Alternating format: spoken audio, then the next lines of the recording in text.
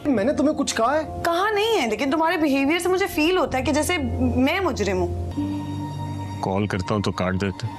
लैला, उस दिन माइग्रेन नहीं था, आज वाकई हो जाएगा।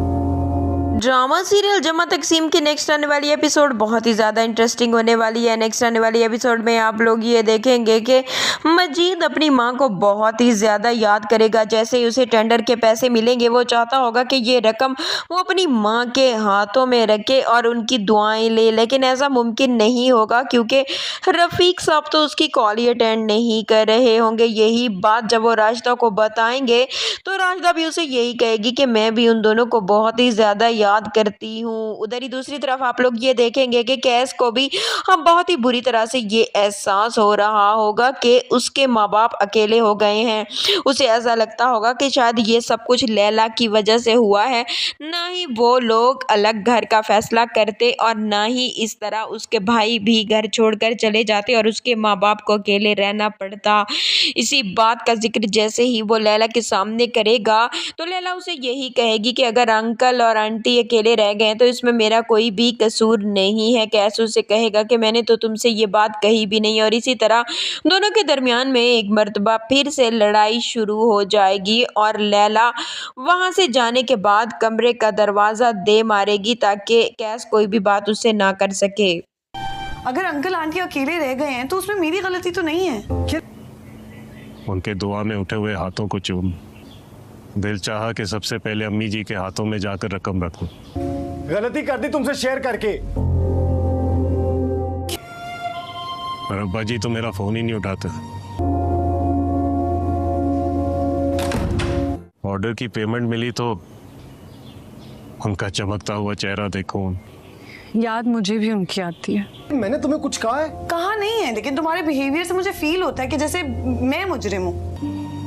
कॉल करता हूँ तो काट देते। लैला, उस दिन माइग्रेन नहीं था, आज वाकई हो जाएगा।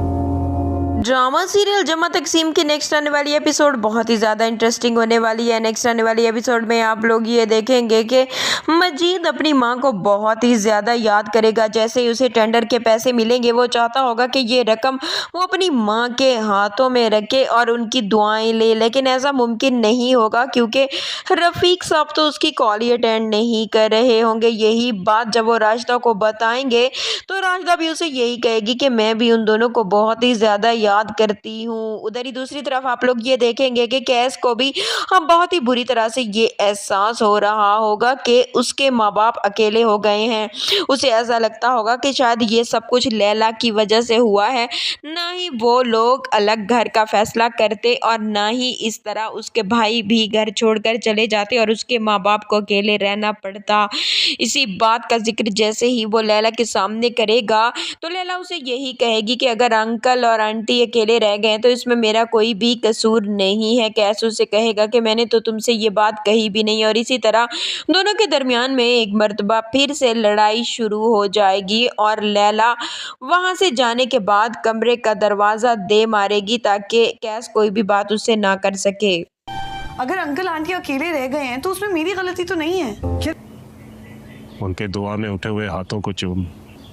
दिल चाहा कि सबसे पहले अम्मी जी के हाथों में जाकर रकम रखूं। गलती कर दी तुमसे शेयर करके। पर अब्बा जी तो मेरा फोन ही नहीं उठाते। ऑर्डर की पेमेंट मिली तो उनका चमकता हुआ चेहरा देखो।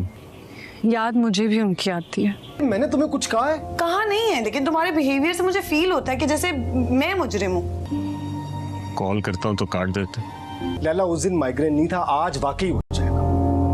ड्रामा सीरियल जमा तकसीम की नेक्स्ट आने वाली एपिसोड बहुत ही ज़्यादा इंटरेस्टिंग होने वाली है। नेक्स्ट आने वाली एपिसोड में आप लोग ये देखेंगे कि मजीद अपनी मां को बहुत ही ज़्यादा याद करेगा। जैसे ही उसे टेंडर के पैसे मिलेंगे वो चाहता होगा कि ये रकम वो अपनी मां के हाथों में रखे और उनकी दुआएं ले, लेकिन ऐसा मुमकिन नहीं होगा क्योंकि रफ़ीक साहब तो उसकी कॉल ही अटेंड नहीं कर